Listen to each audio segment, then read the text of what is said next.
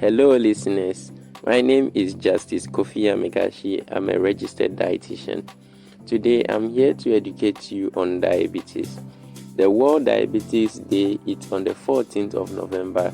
Diabetes is a chronic metabolic disease which occurs as a result of inadequate insulin production or poor response to insulin. It is characterized by rising blood sugar levels and often result in damage to the heart, eyes, kidneys, blood vessels, and your nerves. Globally, over 420 million people live with diabetes. That's from the WHO 2021. Majority of them are from the low and middle income countries. Ghana Health Service recorded over 203,400 cases of diabetes in health facilities across the country in 2021. As part of effort to celebrate World Diabetes Day, which is the 14th of November, the month of November is dedicated for screening and awareness creation. The International Diabetes Federation has launched a global survey to explore the levels of access that healthcare professionals and people living with diabetes have to diabetes education. Diabetes mellitus refers to a group of diseases that affect how the body uses blood sugar. Glucose is an important source of energy for the cells that make up the muscle and tissue. So a persistent increase in blood sugar level over a long period is referred to as diabetes. Some of the types of diabetes include the type 1 diabetes. It's a condition in which your immune system destroys insulin-making cells in your pancreas. These are called beta cells. The condition is usually diagnosed in children and young people, so it's used to be called juvenile diabetes. We also have a second one called type 2 diabetes. It's a lifelong disease that keeps your body from using insulin the way it should. People with type 2 diabetes are said to have insulin resistance. People who are middle-aged or older are most likely to get this kind of diabetes. It used to be called adult-onset diabetes, but type 2 diabetes also affects kids and teens, mainly because of childhood obesity. The signs and symptoms of diabetes depends on how high your sugar level is. Some people, especially if they have pre-diabetes, that is, your blood sugar levels are not high enough to be classified as diabetes. It is likely you may not see any sign or symptom, but some of the signs and symptoms of type 1 or type 2 diabetes include feeling more thirsty than usual, urinating often, losing weight unintendedly, feeling tired and weak, feeling irritable or having other mood swings, having blurred vision, poor wound healing, getting a lot of infections. Type 1 diabetes can start at any age, but it often starts during childhood or teen age. Type 2 diabetes, the more common type, can develop at any age. Type 2 diabetes is more common in people older than 40 years. To understand diabetes, we have to understand the importance of how the body uses sugar. Insulin is a hormone that comes from a gland behind and below the stomach called the pancreas.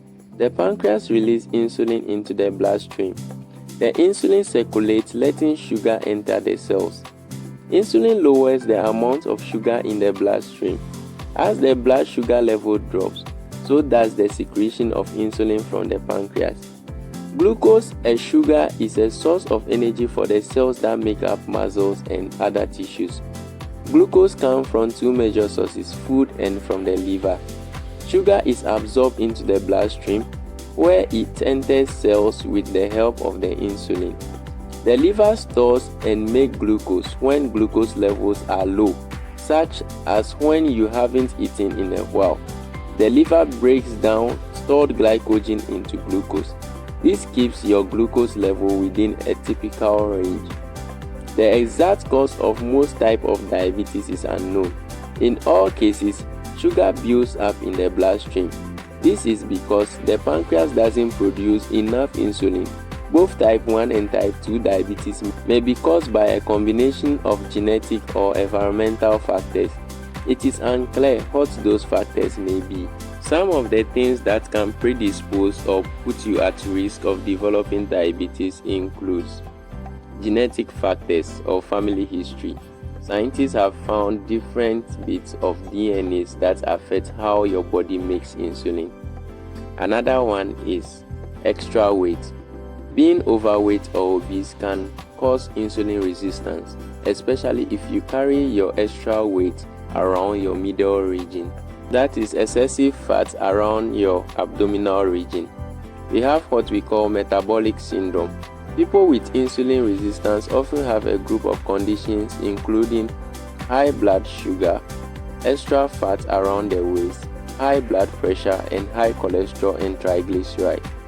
Too much glucose from your liver. When your blood glucose is low, your liver makes and sends out glucose after you eat. Your blood sugar goes up and your liver will usually slow down and store its glucose for later. But some people's liver don't. They keep making sugar. Affected beta cells. When the beta cells are not functioning well, it will affect insulin production, and this can also lead to diabetes. You have age greater than 45 and older. As you age, the functions of your body systems will reduce, and this can also predispose you to having diabetes. Family history. If your parents, your sister, your brother had diabetes, if you don't take care of yourself, you can also develop diabetes. You have pre-diabetes. The rate of you developing diabetes is high. Gestational diabetes can also predispose you to diabetes. Also, people with a condition known as polycystic ovarian syndrome are at risk of developing type 2 diabetes. What are some of the things that can be done to prevent diabetes? The first one is to aim for a healthy weight. So you have to go and check your weight, compare it to your height. You can check your waist circumference, you can check your hip circumference, you can check your visceral fats, just to make sure that you are in a healthy weight range. That's one. Secondly, you have to eat healthily.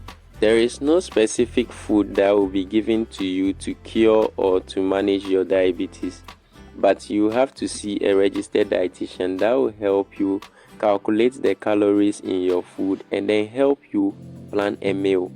And this meal plan is going to help you lower your sugar levels. We call it the management of diabetes. The dietitian is not going to help you to cure diabetes, but to help you manage diabetes, helping you get the adequate amount of vegetables and fruits you need in your diet, helping you get the adequate amount of fiber, the kind of snacks you should consume, and the amount of calories you should take in a day. Secondly, you have to engage in moderate physical activity of at least 30 to 60 minutes 5 times in a week.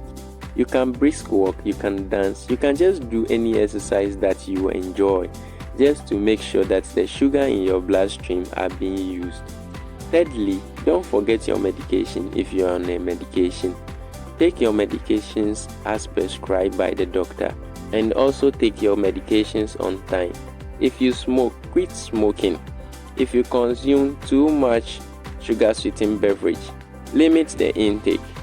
Make sure you eat healthily. Some complications of diabetes include heart disease, chronic kidney disease, nerve damage, and other problems with your feet, oral health, vision, hearing, and mental health. So to my listeners, you can all attest to the fact that it is very important to look at our food very well. We have to exercise, and then we have to take our medications on time.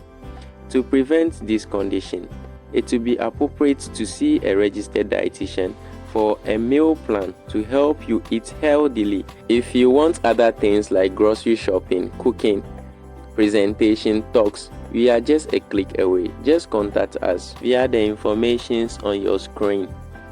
Education to protect tomorrow.